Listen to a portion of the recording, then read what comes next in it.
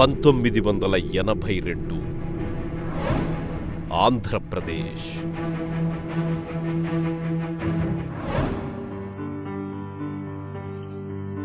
ప్రజలు పేదరికంతో అట్టుడికిపోతున్న సమయం.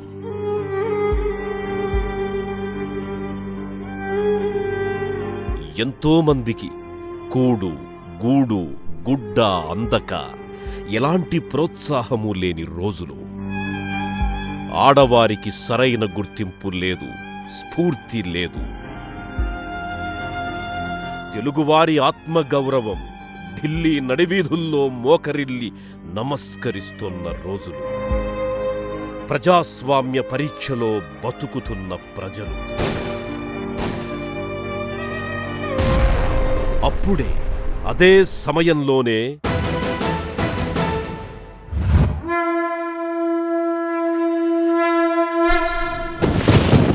ఓ రాజకీయ విప్లవం.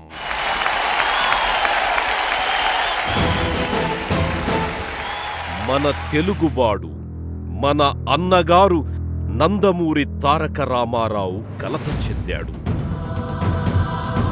తెలుగు తేజమై కదలి వచ్చాడు.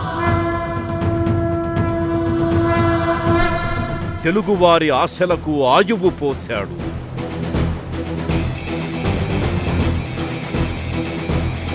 ఆ ఆయువుకి రూపమే తెలుగుదేశం పార్టీ. తెలుగు జనతకు వందనం, తెలుగు యువతకు అభినందనం, తెలుగు మమతకు అభివాదనం, తెలుగు జాతికి శుభాభినందనం.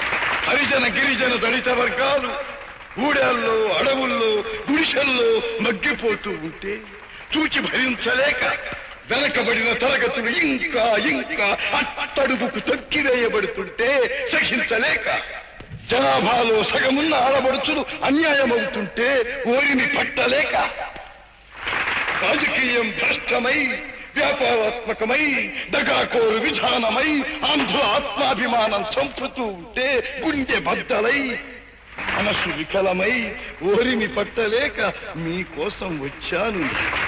ఈ తెలుగుదేశం శ్రామికుడి చెమటలో నుంచి, కార్మికుడి కలిగిన కండరాల్లో పుట్టింది ఈ తెలుగుదేశం.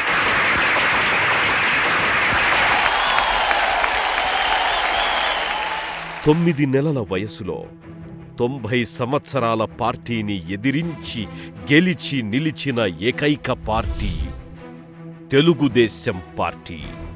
సమాజమే దేవాలయం, ప్రజలే నా దేవుళ్ళు అంటూ వారి కోసం అహర్నిశలు శ్రమించి అనేక సంక్షేమ పథకాలు ప్రవేశపెట్టారు. సగటు ప్రజలకు 2 రూపాయలకే కిలో బియ్యం, పక్కా గృహాలు, జనతా వస్త్రాలు అందించారు. మహిళలకు సమాన ఆస్తి హక్కు, స్థానిక సంస్థల్లో రిజర్వేషన్స్, ప్రత్యేక విశ్వవిద్యాలయాలు, బస్సుల్లో సైతం మహిళలకు ప్రత్యేక సీట్లు ఏర్పాటు చేసిన ప్రభుత్వం తెలుగుదేశం. బీసీలకు, యువతకు, విద్యావంతులకు రాజ్యాధికారంలో పెద్దపీట వేసింది కూడా తెలుగుదేశం ప్రభుత్వమే. తెలుగువాడి గౌరవాన్ని జాతీయ స్థాయిలో తీసుకెళ్లిన నేత ఎన్టీఆర్.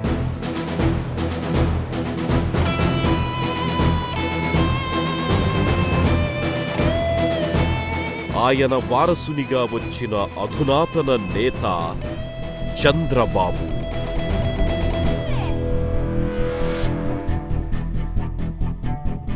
ఉపాధికి నెలవైన చదువుల కోసం యువత పక్క రాష్ట్రాలకు వెళ్తున్న రోజుల్లో రాష్ట్రంలో ఎన్నో ఇంజనీరింగ్, మెడికల్, ఫార్మసీ కాలేజీలను విస్తరించి తమ ప్రాంతంలోనే చదువుకునే అవకాశం కల్పించిన నాయకుడు చంద్రబాబు. భావితరాల భవిష్యత్తు దృష్ట్యా ప్రాథమిక విద్యా వ్యాప్తికి 35,800 స్కూల్ భవనాలను నిర్మించిన ప్రభుత్వం తెలుగుదేశం. ఎన్నో జాతీయ, అంతర్జాతీయ విద్యాలయాలను ఆంధ్రప్రదేశ్కు తీసుకువచ్చి అనేక రంగాలలో వేలాది మందికి అవకాశాలు కల్పించి హైదరాబాద్కి ప్రపంచపటంలో గుర్తింపు తెచ్చిన ఘనత చంద్రబాబుదే. హైటెక్ సిటీ నిర్మించి 1000కి పైగా ఐటీ కంపెనీలకు స్థానం కల్పించి హైదరాబాద్ని ఐటీ హబ్గా మార్చింది చంద్రబాబే. తన నవీన పాలనతో బిల్ క్లింటన్ లాంటి అగ్రరాజ్యాధినేతలెందరినో ఆశ్చర్యపరిచారు చంద్రబాబు. బిల్ గేట్స్, ప్రేమ్జీ, రతన్ టాటా లాంటి పారిశ్రామికవేత్తలు రాష్ట్రంలో పరిశ్రమలు పెట్టేలా చేసింది కూడా చంద్రబాబే. ఇలాంటి ఎన్నో పనుల ద్వారా ఎందరో యువతీ యువకులకు ఉద్యోగావకాశాలు కల్పించి దేశ విదేశాల్లో స్థిరపడేలా చేశారు చంద్రబాబు. విద్యుత్తు రంగంలో నష్టాలను అరికడుతూ ఉత్పత్తులను పెంచుతూ తెలుగుదేశం హయాంలో తీసుకొచ్చిన సంస్కరణలు ప్రణాళికాబద్ధంగా ఉంటూ ఇతర రాష్ట్రాలకు మార్గం చూపాయి. రైతులకు గిట్టుబాటు ధరలు కల్పించి సాంకేతిక పరిజ్ఞానాన్ని సబ్సిడీ ధరల్లో తీసుకొచ్చి రైతన్నలకి వెన్నుదన్నుగా నిలిచిన ప్రభుత్వం తెలుగుదేశం. దళారులను నిరోధిస్తూ రైతులకు వినియోగదారులకు మధ్య రైతు బజారులను ఏర్పాటు చేసిన సృజనశీలి చంద్రబాబు. తెలుగు గంగతో సాగు త్రాగునీరు అందించారు. మహిళలకు డ్వాక్రా సంఘాలు, దీపం పథకం, స్కూలు పిల్లలకు మధ్యాహ్న భోజన పథకం, జన్మభూమి, ఈ సేవ ఇలాంటి ఎన్నో విప్లవాత్మకమైన పనులు పథకాలు ప్రవేశపెట్టి సుపరిపాలనకు కావలసిన విజన్ 2020 లాంటి ప్రణాళికలు రూపొందించింది కూడా చంద్రబాబు నాయుడు గారొక్కరే. ఇదంతా గతం. కానీ ఇప్పుడు మనం ఎక్కడున్నాం?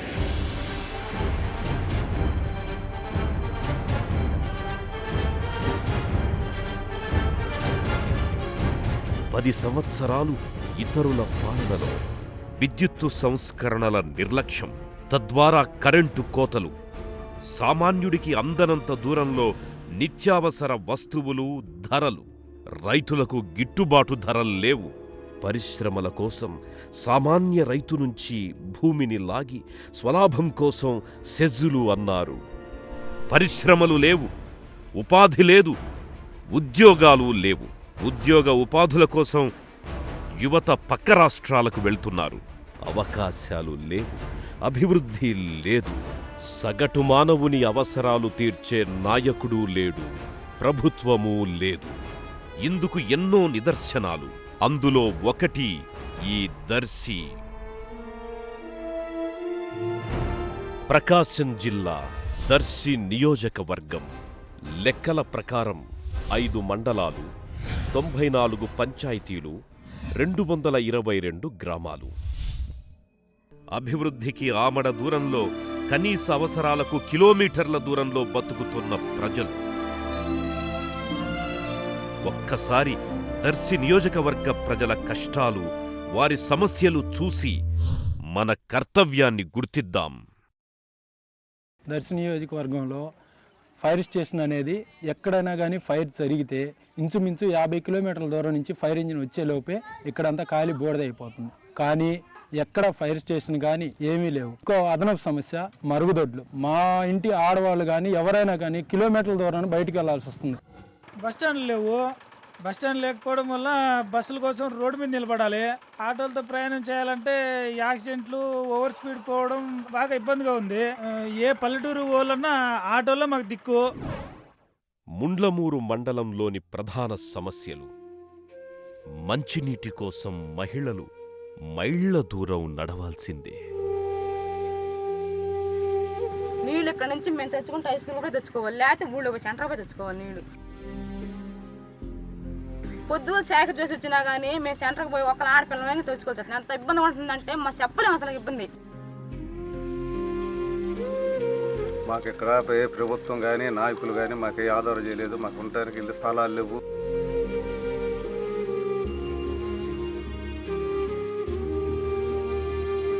డిపో పాడుబడి ఉంది. డిపో మటుకు వాడకం లేదు. 15 ఏళ్లుగా వాడుకకు నోచుకోని బస్టాండ్. బడి పిల్లల ఆవేదన. మా స్కూల్కి వాటర్ ఫెసిలిటీస్ అసలు లేవు. రూమ్ రూమ్స్ కట్టారు కానీ అది ఎలాంటి అలా కట్టారు, వాటి పెయింట్స్ లేవు. ఆ రూమ్స్ అప్పుడు సంవత్సరంలోపే నీళ్లు కట్టిపోయి వంటగది లేదు, వాళ్ళ అన్నం బయట వండుతారు. మాకు చాలా ఇబ్బంది ఉంది. మేము మారుమూల ప్రాంతాలు 10 గ్రామాల నుంచి స్కూల్కి వస్తున్నాము. ఆ బస్సు ఎప్పుడు వస్తుందో అక్కడ రోడ్డు మీద ఉండలేము కాబట్టి స్కూల్ సమయాన్న బస్సు సౌకర్యం కల్పించాలని చెబుతున్నాము. ఇక్కడ మా గ్రామానికి సంబంధించి 400 ఎకరాలు బీడు పొలాలుగా ఉన్నాయి. సంవత్సరంలో 10 నెలలు చిలకలేరు వాటర్ పారుతానే ఉంటుంది, కానీ దీని గురించి ఎవరు పట్టించుకున్నాం లేదు. అప్పుడేదో చెక్ డ్యాములు అవి వేస్తూ ఉన్నారు. కేవలం బోర్ల ద్వారా అరాకొరగా కరెంట్ వస్తేనే నీళ్లు, కానీ లేకపోతే మాకు చిలకలేరు వల్ల 1 ఎకరం కూడా తడవట్లేదు. నీళ్ళన్నీ బీళ్లుగా ఉన్నాయి. చిన్న ఇప్పుడు మెట్ట పంటలు వేసుకున్నా కనీసం నీళ్లు పెట్టుకోవాలన్నా కానీ ఆ ఫెసిలిటీ లేదు.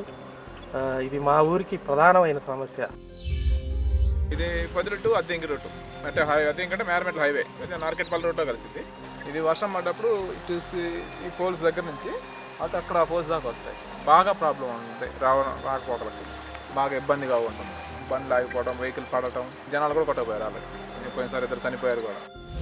దోనకొండ మండలంలో నివసిస్తోన్న ప్రజల ఇబ్బందులేమిటో ఒకసారి మీరే చూడండి. ఇక్కడ నీటి వసతులు లేక చాలా ఇబ్బందులు పడి అతివృష్టి అనావృష్టి కారణంగా ఎంతో ఇబ్బందులు పాలవుతున్నారు. ఈ సాగర్ జల పథకాలు అనేవి చాలా ప్రాజెక్టులు కట్టారు, కానీ మాకు నీళ్లు ఇక్కడికి అందకుండా రాకుండా ఎంతో ఇబ్బందులు పడుతున్నాం. మాకు గనక సాగర్ కెనాల్ వాటర్ గనక వస్తే మాకు ఎలాంటి ఇబ్బందులు లేకుండా ఉంటాయి. ఇది దొనకొండ ప్రాథమిక ఆరోగ్య కేంద్రం అండి. ఇక్కడ నుంచి బస్సు కానీ ఆటోలు కానీ ఏమి వెళ్ళవండి. గవర్నమెంట్ హాస్పిటల్కి వెళ్ళాలంటే చాలా ప్రాబ్లం ఉంది. ఇక్కడ నుంచి మేము 5 కిలోమీటర్లు వెళ్ళాల్సి వస్తుంది. మరి ఇంకా అక్కడ నుంచి రావాలంటే ఆటోలు లేవు. మరి ముసలి వాళ్ళ మా నడిచి వాళ్ళని చేతగా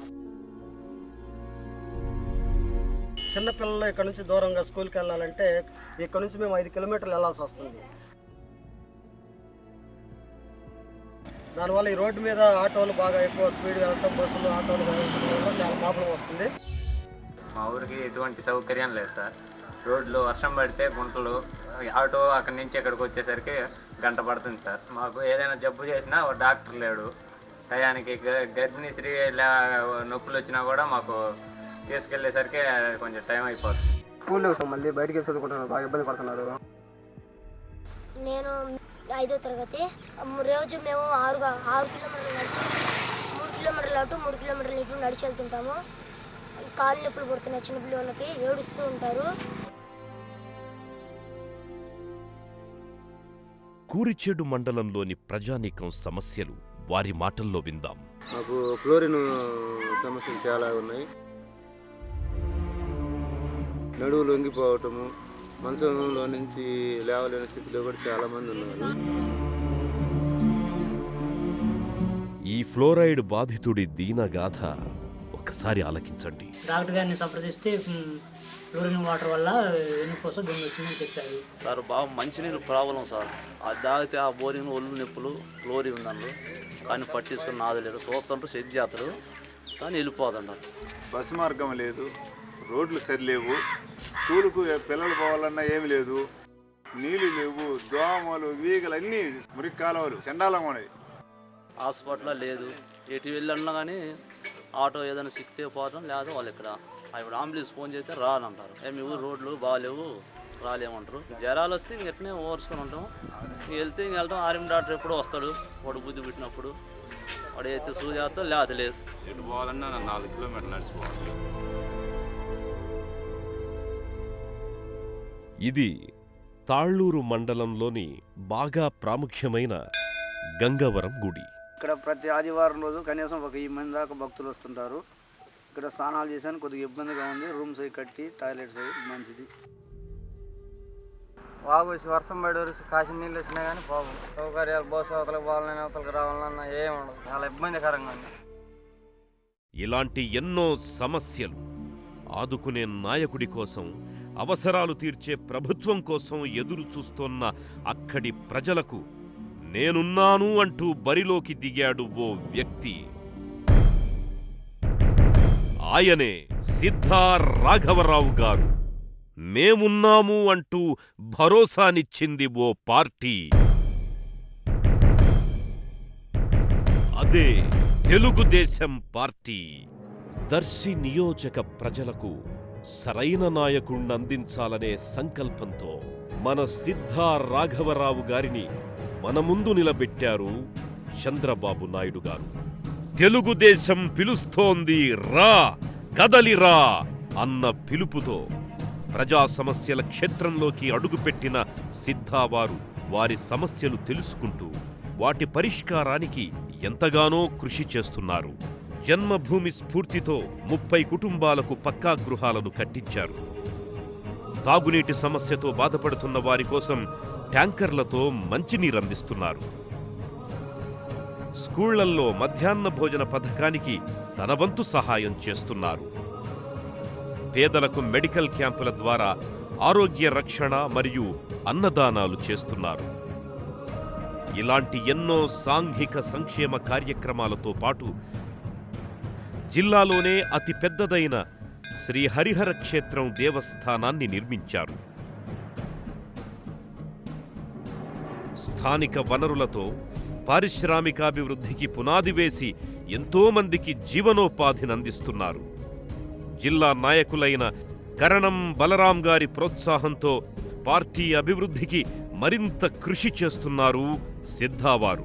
ఆయన అంకితభావం చూసి పార్టీ మరిన్ని పదవుల్ని కట్టబెట్టింది.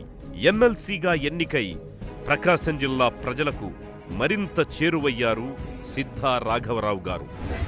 గత 2 సంవత్సరాల నుంచి దర్శి నియోజకవర్గ బాధ్యతలు తీర్చుకున్న తర్వాత దర్శి నియోజకవర్గంలో అన్ని ప్రాంతాలు తిరుగుతూ ఎక్కడ అవసరం అనుకుంటే అక్కడికి వెళ్ళి ప్రజా సమస్యల మీద పోరాటం చేసి ప్రజా సమస్యలు పరిష్కారం చేయడంలో మా వంతు పాత్ర మేము పోషించి తెలుగుదేశం పార్టీ ఎప్పుడు కూడా ప్రతిపక్షంలో ఉన్న అధికారంలో ఉన్న కూడా ప్రజల పక్షాన ఉన్న పార్టీ. ఇకపోతే దర్శి నియోజకవర్గం సంబంధించి నేను అన్ని విధాలుగా నేను పరిశీలించాం. ఎక్కడ చూసినా కూడా కనెక్టివిటీ రోడ్స్ లేవు, వాటర్ ప్రాబ్లం హెవీగా ఉంది. నేను 2 సంవత్సరాలు టేకప్ చేసిన తర్వాత ఈ వాటర్ ఫెసిలిటీస్ సంబంధించి 5 మండలాల్లో ఈ బోర్లు కానీ డీప్ బోర్లు కానీ రోడ్లు కానీ ఇవ్వటం జరిగింది. ఇదే కాదు అనేక దేవాలయాలకి అనేక సందర్భాలుగా ఆరోగ్యరీత్యా బాగలేని వారికి కానీ ఆదుకుని ముందుకు పోతా ఉన్నాం. కేవలం ప్రజలకు సర్వీస్ చేయాలి, మానవ సేవ మాధవ సేవ, service to humanity, service to almighty అనే పద్ధతిలో ఉద్దేశంతో ముందుకు పోయాం. ఆ నియోజకవర్గంలోని 5 మండలాల్లో ఉన్న 94 పంచాయతీల్లో మనం 52 పంచాయతీలు మేము కైవసం చేసుకోగలిగాం. ప్రజలు కూడా తెలుగుదేశం పార్టీ వైపు ఉన్నారు. అందువల్ల ఒక మంచి నాయకుడిని మనకు ఆదరించాలి, సిద్ధా రాఘవరావు గారిని గెలిపించాలి అనే ఒక పరిస్థితితో ముందుకు పోతా ఉన్నారు. సర్వీస్ చేయాలని సర్వీస్ మోటోతో మీ ముందుకు వస్తున్నాను. మీ అందరికి కూడా నేను ఇచ్చిన మాట వెనక్కి తీసుకోను. తెలుగుదేశం పార్టీ తప్పకుండా రాష్ట్రంలో వస్తుంది, తప్పకుండా మీరు నన్ను గెలిపించండి. భవిష్యత్తులో ఈ ఒక ఆదర్శ నియోజకవర్గంగా తయారు చేసి ప్రభుత్వం దగ్గర నుంచి అవసరమైతే నిధులు పట్టుకొచ్చి మనం ఎటువంటి పరిస్థితులు కూడా వాటర్ స్కీమ్స్ కానీ అనేక విధాలుగా మనం ముందుకు తీసుకుపోవాలని మన చంద్రబాబు నాయుడు గారు మన మేనిఫెస్టోలో కూడా ఇవ్వడం జరిగింది. రైతుల రుణమాఫీ, రైతుల్ని ఎంత బాకీ ఉంటే అంత రద్దు చేస్తామని, అట్లనే డాక్రా రుణమాఫీ, తర్వాత అగైన్ ఎన్టీఆర్ సుజలా పథకం ప్రతి గ్రామంలో కూడా వాటర్ ఇబ్బంది ఉన్న చోట కంపల్సరీ అవి కూడా ఆర్గనైజ్ చేయాలనే ఉద్దేశంతో బీసీలకి ఒక 10,000 కోట్ల రూపాయలతో సంక్షేమ నిధి, అట్లయినా మైనారిటీలకు కూడా 3,500 కోట్లతో సంక్షేమ నిధి, గ్రామాలకు కూడా ఒక 500 కోట్ల రూపాయలతో సంక్షేమ నిధి, ప్రజలకి ఇచ్చిన వాగ్దానాలని నిలబెట్టుకోవాలన్న పరిస్థితుల్లో తెలుగుదేశం పార్టీ ముందుకు పోతూ ఉంది. ప్రజల్లో మేధావుల్లో కానీ యూత్లో కానీ పార్టీని గెలిపించాలి, చంద్రబాబు గారు వస్తే తప్ప ఈ రాష్ట్రంలో ఉన్న అనిశ్చితి తొలగి ఈ రాష్ట్ర అభివృద్ధికి ముందుకు పోతుందని ఈరోజు జాబ్స్ రాక యూత్ ఎంతోమంది బాధపడుతున్నారు. ఈరోజు యూత్ జాబ్ రావాలంటే బాబే రావాలి అని కోరుతూ ఉన్నారు. అట్లానే దర్శి ప్రజానీకం అందరూ కూడా నాకు అవకాశం ఇస్తే తప్పకుండా మేము భవిష్యత్తులో దర్శి నియోజకవర్గంలో చెప్పిన మాటలన్నీ కూడా చెప్పిన పనులన్నీ కూడా చేసి చూపిస్తామని నేను మనస్ఫూర్తిగా మిమ్మల్ని అభ్యర్థిస్తున్నాను. ప్రజా సంక్షేమమే ధ్యేయంగా ముందుకు వెళ్తోన్న సిద్ధా రాఘవరావు గారి ఎన్నిక దర్శి ప్రజల అభివృద్ధికి నాంది.